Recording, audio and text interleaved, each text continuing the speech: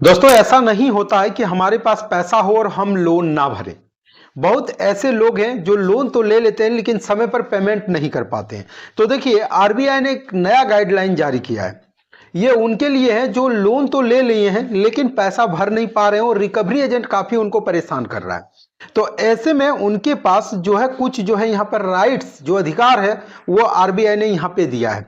तो आज के इस वीडियो में मैं आप लोगों को बताने जा रहा हूं कि अगर आपने भी कहीं से लोन लिया है और चुकाने के लिए आज आपके पास पैसे नहीं है और रिकवरी एजेंट अगर आपको परेशान कर रहा है तो आप रिकवरी एजेंट के खिलाफ ही जो है एक्शन ले सकते हो और रिकवरी एजेंट दोबारा फिर आपको परेशान नहीं करेगा।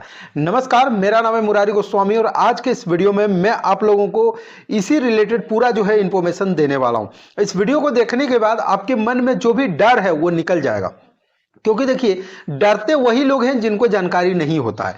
तो मैं यहाँ पर जो है कुछ डिटेल्स यहाँ पर लिख के रखा हूं, तो मैं उसको पढ़ के आप लोगों को सबसे पहले बता देता हूं। देखिए, लोन ना चुका पाने पर डिफॉल्टर की जो है कैटेगरी तीन पक्ष से जुड़े होते हैं।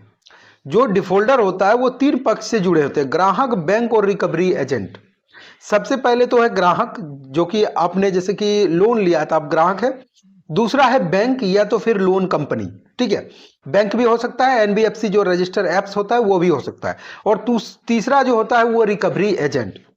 अब जो कस्टमर होता है वो लोन जो है लेता है लेकिन बैंक देने वाला होता है और रिकवरी एजेंट जो है वसूली करने वाला होता है। अब रिकवरी एजेंट या फिर जो वसूली करने वाला होता है उनका काम ही वही होता है कि वो पैसा को रिकवर करके बैंक को या एनबीएफसी लोन कंपनी को रिपेमेंट करा दे, और उसके बदले में जो बैंक है या एनबीएफसी जो कंपनी है वो रिकवरी एजेंट को कुछ जो है यहाँ पे कमीशन देता है, यानी कि पैसा देता है। तो इसलिए रिकवरी एजेंट जो है वो इतना ज्यादा है जो लोगों को परेशान करते हैं। लेकिन आरबीआई ने साफ कहा है कि लोन ना चुकाने पर रिकवरी एजेंट द्वारा परेशान किए जाने की कई शिकायत जो है सामने आ रहा है। देखिए, जो रिकवरी एजेंट होता है उनका भी कुछ नियम दिया गया है। नियम क्या होता है कि उनका जो भी गाइडलाइन है आरबीआई के, उन्हीं के अनुसार उसको काम करना पड़ता है। अगर वो उसका उल्लंघन करता है तो उसके खिलाफ जो है रिकवरी एजेंट जो है एक्शन ले सकता है। लेकिन अब यहाँ पे बात रहा कि कौन सा नियम है, वो अगर आपको पता ही नहीं रहेगा तो फिर आप कैसे जो है उनके खिलाफ लीगल एक्शन ले सकते हो। तो इसके लिए मैं आप लोगों को बता दूं, यहाँ पे देखिए, लोन ना चुकाने पर रिकवरी एजेंट किसी को परेशान नहीं कर सकता, ये गाइडलाइन है।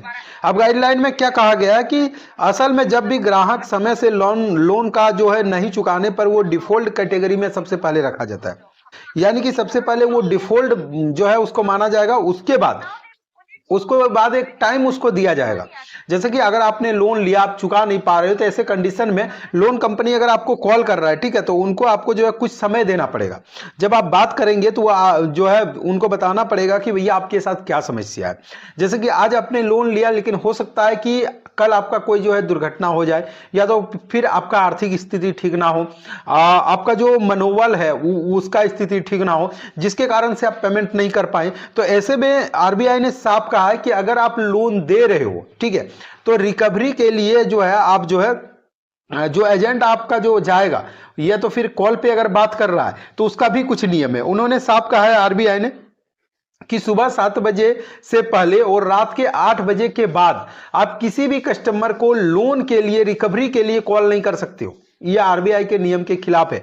जो भी लोन डिफॉल्टर है उसको आप धमका नहीं सकते हो, डरा नहीं सकते हो, गाली गलौज नहीं दे सकते हो, ठीक है। लेकिन बहुत ऐसे भी यहां पर कंप्लेंट आ रहे थे आरबीआई के पास, तब आरबीआई ने सख्त जो है यहां पर निर्देश दिया और बोला कि अगर इस तरह का कोई भी बैंक का जो है रिकवरी एजेंट या एनबीएफसी लोन कंपनी का रिकवरी एजेंट अगर कर रहा है तो कस्टमरों के लिए यहां पर क्या ध्यान देना है। सबसे पहले जो रिकवरी एजेंट आपको कॉल कर रहा है, परेशान कर रहा है, आपको लग रहा है कि आपको हरासमेंट किया जा रहा है, तो उसका प्रॉपर एक जो है एविडेंस बनाइए। एविडेंस का मतलब होता है प्रूफ, कि खाली आप बोल देंगे जो भैया ये रिकवरी एजेंट मुझे परेशान कर रहा है, ये बैंक वाला जो रिकवरी एजेंट है मुझे परेशान कर रहा है, तो वो बात नहीं चलेगा। आपको विथ प्रूफ दिखाना पड़ेगा। तो उसके लिए कॉल रिकॉर्डिंग या तो फिर वीडियो रिकॉर्डिंग या तो मेल के जरिए से अगर आपको कुछ भेजा है तो उसका आपको डिटेल्स दिखाना पड़ेगा। अगर आपके घर पे आया तो किस तरह से आपका व्यवहार किया, ये सारा डिटेल्स आपको दिखाना पड़ेगा। बहुत सारे लोग इस बात से ही डर जाते हैं कि अगर मैं लोन का पैसा नहीं भर पा रहा हूं तो रिकवरी वाले मेरे घर पे आ जाएंगे। भाई घर पे आ भी जाएंगे तो क्या दिक्कत है, आने दीजिए ना। जब रिकवरी वाले आपके घर पे आते हैं आपको अगर कुछ बोलते हैं तो सबसे पहले उनको जो है आप प्रूफ बोलिए कि आप जो रिकवरी वाले हैं, तो सबसे पहले अपना आइडेंटिटी कार्ड दिखाइए, ऑथराइज लेटर दिखाइए, हमने जो लोन लिया उसका डिटेल्स बताइए। अगर ये सारा डिटेल्स वो बता रहा है, सही से आपके साथ जो है वार्तालाप कर रहा है, तो फिर आपको भी उनके साथ कोऑपरेट करना है। लेकिन वो अगर हरासमेंट कर रहा है और किसी तरह से आपको परेशान कर रहा है, तो उसका पूरा प्रॉपर आप एविडेंस दीजिए, और एविडेंस के साथ जो है आरबीआई का जो ऑफिशियल वेबसाइट है वहां पे जाके आप कंप्लेंट दे सकते हो। या तो फिर अगर आपको ऐसा लगता है कि भैया बहुत ज्यादा मुझे हरासमेंट किया जा रहा है, तो लोकल पुलिस स्टेशन में आप कंप्लेंट दे सकते हो। क्योंकि लोन डिफॉल्टर होने का यह मतलब नहीं है कि आपने कोई क्राइम कर दिया। जो स्थिति है वो किसी का भी जो है समय के अनुसार खराब हो सकता है। इसलिए आरबीआई ने सभी बैंकों को और एनबीएफसी को सख्त यहां पर निर्देश दिया है कि कोई भी रिकवरी एजेंट जो है किसी भी लोन डिफॉल्टर को परेशान ना करे। उनकी परेशानी पहले सुनिए, समझिए। ऐसा नहीं है कि लोन डिफॉल्टर जानबूझकर पैसा नहीं दे रहा है। अगर वो पैसा नहीं दे रहा है तो उनका ही नुकसान हो रहा है, उनका सिविल इफेक्ट हो रहा है। भविष्य में जब वो लोन लेने जाएंगे तब भी उनको लोन नहीं मिलेगा, तो बहुत सारे परेशानी भी उनके साथ हो रहा है। फिर भी वो पैसा नहीं चुका पा रहा है तो क्या करेगा, उनको समय देना पड़ेगा। तो आपको बिल्कुल भी टेंशन नहीं लेना है। जब आपके पास पैसा आ जाता है तो टाइम पर पेमेंट कर दीजिए, लोन आपका बिल्कुल खत्म हो जाएगा। और 2-4 महीना के लिए अगर आप लोन नहीं भी चुका पाते हैं तो ज्यादा टेंशन आपको लेना नहीं है। कोई भी यहां पर जो है आपका क्रिमिनल मुकदमा नहीं होगा। सिविल का मुकदमा अगर हो भी जाता है तो कोई बात नहीं, उसमें आपको जो है सेटलमेंट का ऑफर मिल जाता है।